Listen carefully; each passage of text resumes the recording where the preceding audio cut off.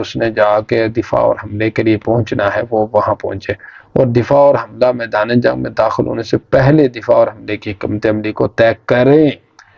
حکمت عملی پہلے طے کریں، لیکن یاد رہے کہ موقع کے اوپر آپ اس کو چینج کر سکتے ہیں، بدل سکتے ہیں۔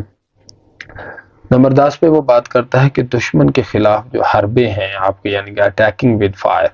یعنی کہ آگ کا استعمال، وہ کہتا ہے کہ دشمن کے اوپر زیادہ سے زیادہ کریں۔ اب دیکھیں کہ جس دور میں سن تزو نے یہ کتاب لکھی ہے اس وقت یہ بہت بڑا ایک کام تھا کہ آگ کے ذریعے سے دشمن پر حملہ کرنا، اس کی املاک جل جائیں گی، درخت جل جائیں گے،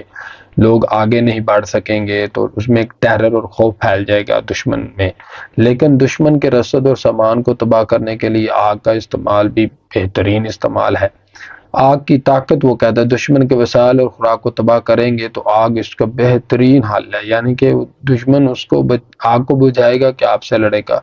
دوسرا، دشمن کو کمزور کرنے کے لیے، دشمن کی معیشت، وسائل اور فوج کو کمزور کرنے کے لیے آگ جو ہے وہ بہترین چیز ہے۔ یعنی کہ اب جدید دور ہے تو آپ دیکھیں بم ہے، آپ کے پاس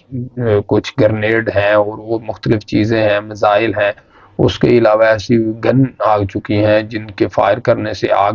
پھیل سکتی ہے، یا فائر گن بھی ہوتی ہے جس سے آگ نکلتی ہے، وہ دشمنوں کو جلاتی ہے، پیچھے ہٹاتی ہے، ان کا مال، اسباب، وسائل، معیشت کو کمزور کرتی ہے۔ تو آگ کو بہت اہم قرار دیا ہے سن تزو نے جنگ کے دوران۔ آخری جو نقطہ سن تزو نے بیان کیا ہے وہ ہے یوز آف سپائز، یعنی کہ جاسوسی کا نظام اور جاسوسی اور معلومات کا استعمال، یہ بہت اہم۔ یہ تو ہم ویسے بھی جانتے ہیں، جاسوسی کے بغیر آپ جتنے اوپر والے پوائنٹس ہیں، یعنی کہ 10-12، وہ آپ کبھی کامیابی سے انجام نہیں دے سکتے۔ یعنی کہ جاسوس جو ہیں